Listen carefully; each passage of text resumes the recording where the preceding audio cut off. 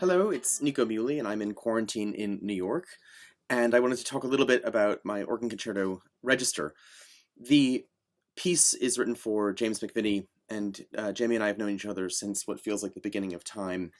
And when I was trying to figure out what I could write for him that would be aimed specifically at his musicianship, I was thinking that what might be fun is to have my concerto be built around a tiny little hidden nugget of early music. And he and I share a love for Orlando Gibbons. So I tried something where I identified a series of wonderful chords in one of Gibbons' pavans in G minor, which Jamie will play for you now.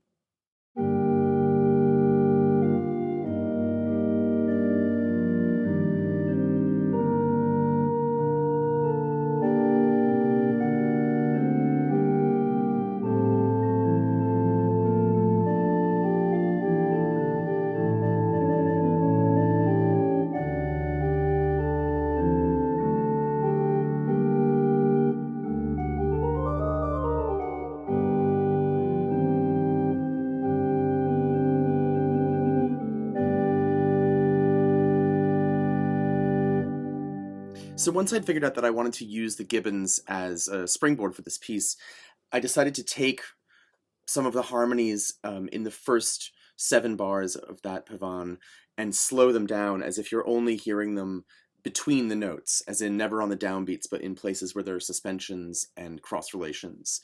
So this is a version of the same few bars, just with the chords over which I would obsess played louder.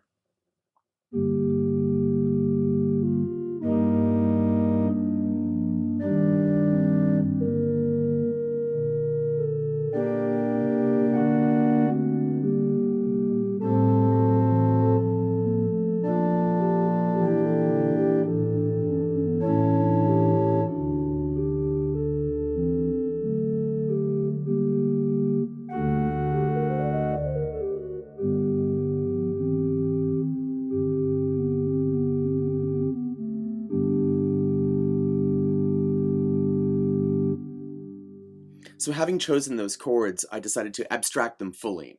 So from the beginning of the piece, you're never really aware of the origin story of those chords. So instead, I take all the suspended chords and send them through this process by which they turn into organ filigree.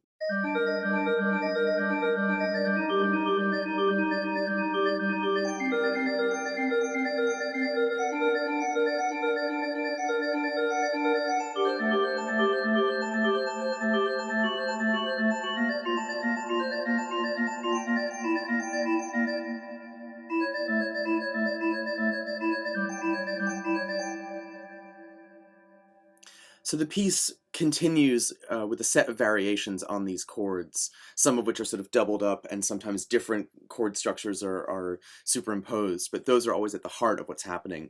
The filigree in the organ turns into filigree in woodwinds.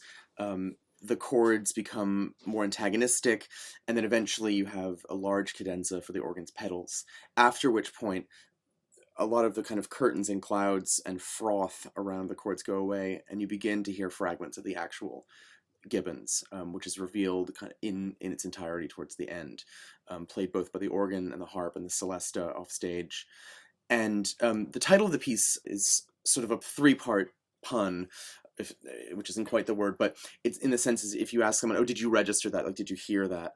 And then it's also about manners of speaking, where you can speak in a sort of hardcore register academically, or in a casual register, or in a semi-formal register, or with your family, and you can be saying basically the same things with different layers of meaning to it, depending on the register that you use. And then, of course, register is a word that organists use all the time, meaning how to determine which stops to use for any given piece. And here you go, register for organ and orchestra.